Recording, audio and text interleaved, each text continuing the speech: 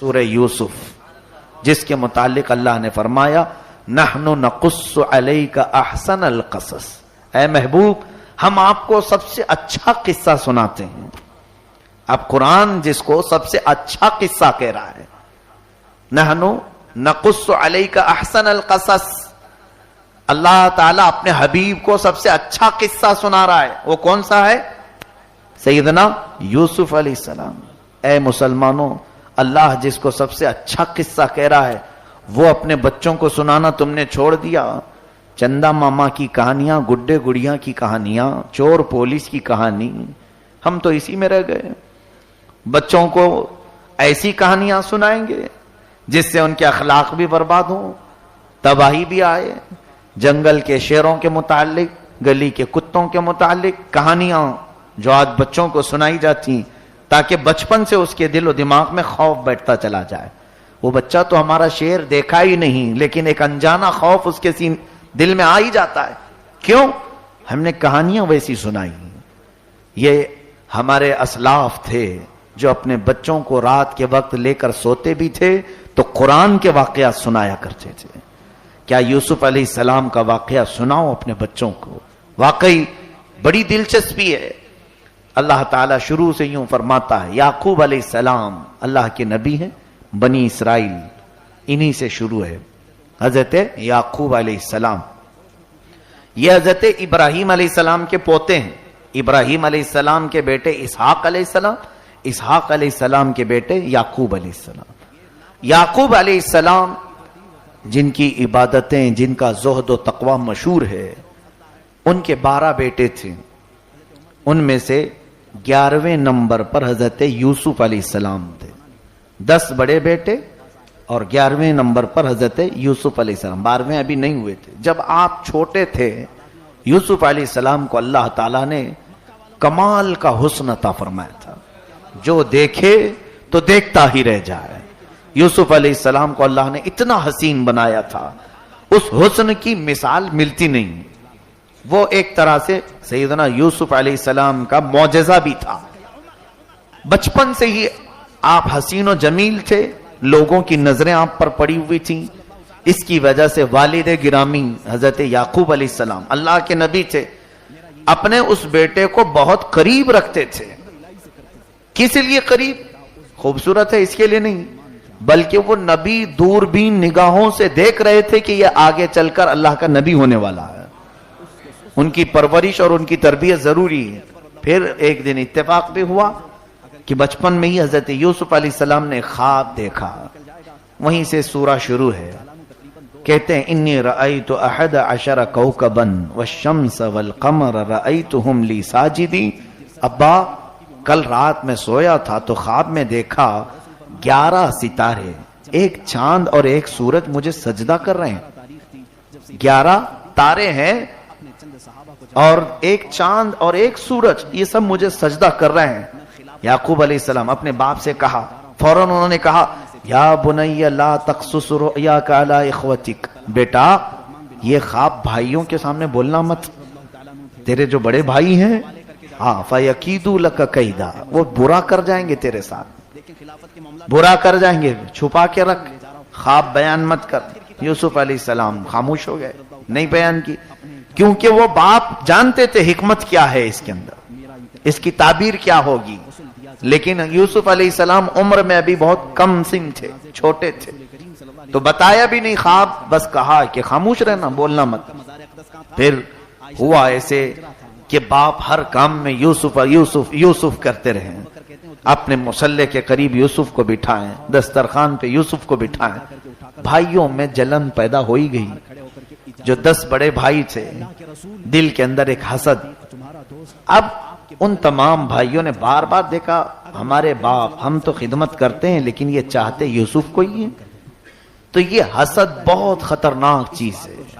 یہ کوڑھن جو ہے، شیخ سعدی رحمت اللہ تعالی علیہ نے سچ فرمایا، بمیر تاب رہی اے حسود، کہتے ہیں اے حاسد تیرا علاج ایک ہی ہے، تو مر جا تبھی چھٹکارا ملے گا، اس سے پہلے حاسد کو سکون نہیں مل سکتا۔ اس لیے حسد آنے ہی نہ دو، اس کا علاج نہیں ہے۔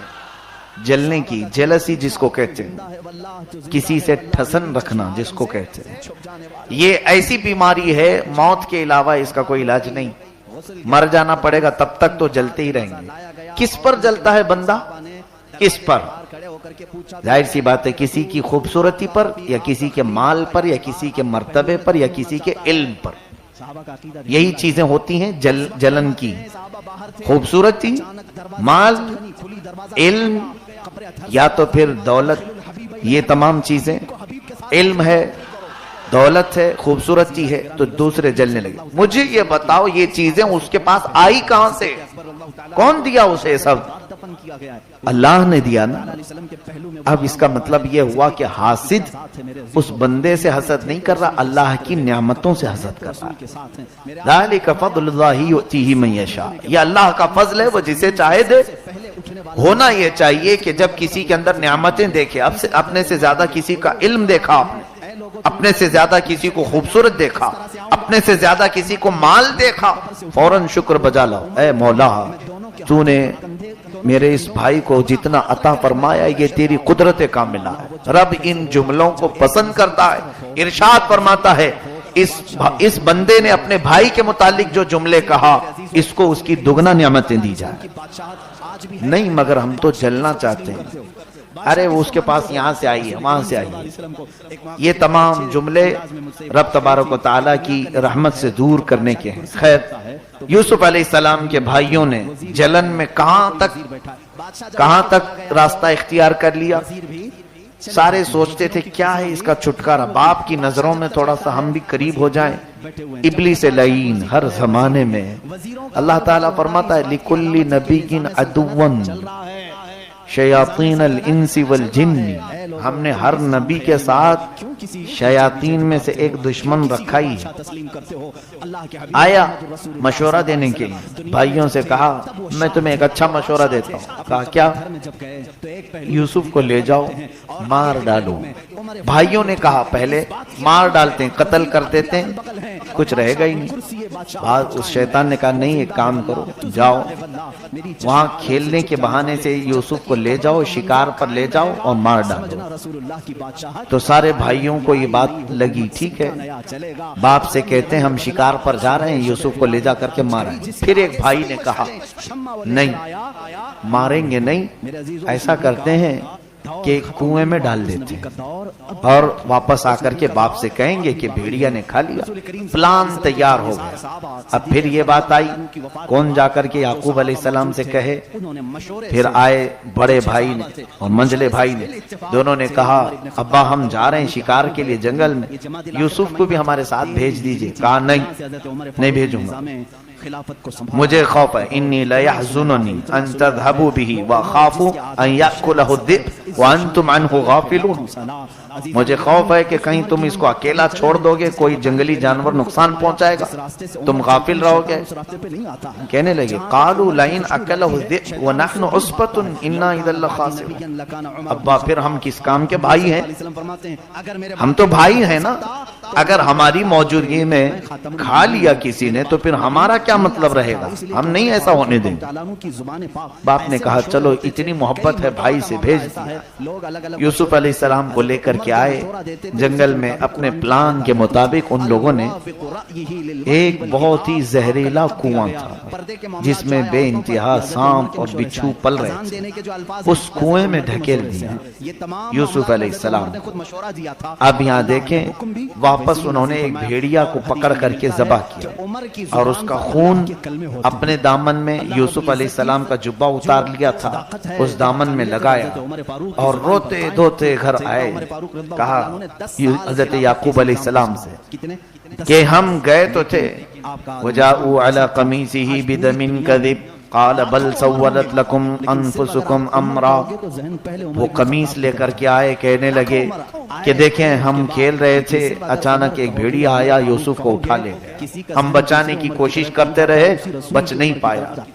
حضرت یعقوب علیہ السلام نے کیا کہا؟ فصبر جمیل واللہ المستعان علی ما تصفون۔ اللہ ہی مددگار ہے جو کچھ تم کر رہے ہو، اور سب سے بہترین اس وقت صبر ہے۔ ہو گئی بات، یعقوب علیہ السلام کے دل پر لگی چوٹ، گہرا زخم اپنے عزیز جان بیٹے کی یہ گمشدگی، ان کا دور ہو جانا، بہت غم میں رہنے لگے۔ جس مقصد سے یہ بھائیوں نے کیا تھا الٹی چال پڑ گئی، داؤ الٹا پڑا۔ اب یعقوب علیہ السلام ان کو اپنی نظروں سے ہی دور کر دیا، جاؤ تم سب کے سب بھروسے کے لائق ہیں۔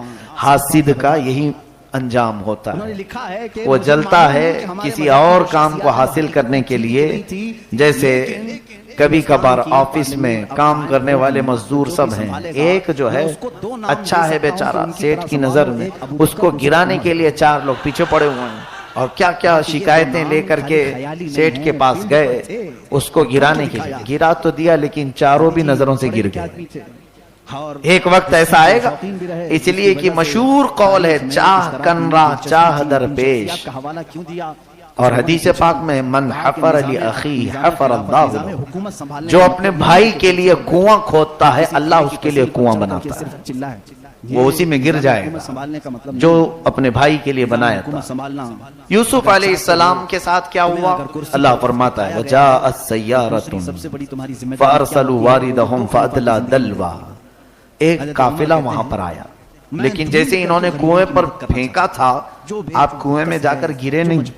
حدیث پاک میں ہے اللہ عز و جل نے فوراً جبرائیل امین کو اترنے کا حکم دیا، جاؤ جبرائیل یوسف کے کنویں میں گرنے سے پہلے انہیں پکڑ لو۔ جبرائیل علیہ السلام نہایت سرعت اور تیزی کے ساتھ آئے اور حضرت یوسف علیہ السلام کو کنویں کے تہ میں جانے سے پہلے ہی تھام لیا اور دیوار پر بٹھا دیا اندر کنویں کے، اور حکم ہو گیا۔ یوسف علیہ السلام اس وقت تک ابھی ایک بچے تھے، لیکن اللہ تعالیٰ نے نبوت اسی وقت عطا فرمائی۔ جبرائیل امین نے حکم فرمایا اللہ کا نبی تمہارے سامنے ہے، تو سارے سانپ اور بچھو اب ادب میں آ گئے، اب کوئی ایذا پہنچانے والا نہیں تھا، کیونکہ اللہ کے نبیوں کا احترام جانور بھی کرتے۔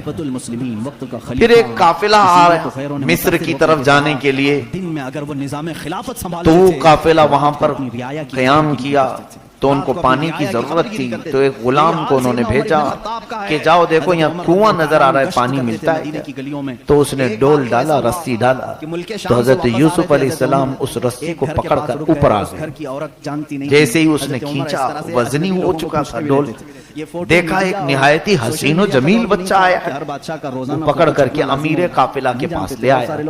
امیر قافلہ بلکہ قافلے میں جو ہے وہ دیکھتا دیکھتا ہی رہ گیا، کیونکہ اتنا حسن جو اللہ نے دیا تھا، کہا اتنا حسین و جمیل یہ کہاں سے آیا ہے؟ اور بہت تو یہ کہتے تھے کہ یہ شاید فرشتہ ہے، یہ جنتی مخلوق، ہر طرح کی باتیں ہوتی تھی یوسف علیہ السلام کو دیکھ کر۔ پھر اس کے بعد انہوں نے کہا ایسا ہے اس کو ساتھ لے کر کے چلتے، اپنے ساتھ لے کر کے چلیں گے اور مصر پہنچ کر کے دیکھا جائے گا کہ کیا ہوتا ہے۔ اب جب یہ قافلہ گزر رہا تھا، جن جن راستوں سے گزر رہا تھا لوگوں کی بھیڑ دیکھنے کو جمع ہوتی تھی، تو امیر قافلہ کے دل میں یہ بات آئی ایک قیمتی چیز میرے ہاتھ لگی ہے، مفت میں کیوں زیارت کرواؤں؟ تو مصر پہنچنے کے بعد بازار میں اپنا سامان بیچنے سے پہلے انہوں نے یوسف علیہ السلام کے درشن کا سلسلہ شروع کیا، یعنی زیارت کا، اس طور پر کہ اعلان ہوا کہ ایک نہایت ہی حسین و جمیل مخلوق اللہ تعالیٰ کی طرف سے جو بھی ہے حسن کا پیکر یہاں مصر میں آیا ہے۔ لوگوں کی بھیڑ لگی، ایک ایک اشرفی لے کر وہ دکھانے لگا، سونے کا ایک سکہ ایک بار دیکھنے کو، دوپہر ہوئی تو 10 اشرفی ہو گئی، 10 اشرفی لے کر کے وہ دکھانے لگا، اس پر بھی بھیڑ تھی۔ شام ہوئی تو 100 اشرفی دے کر کے دیکھنے لگا، ریٹ بڑھتا چلا گیا۔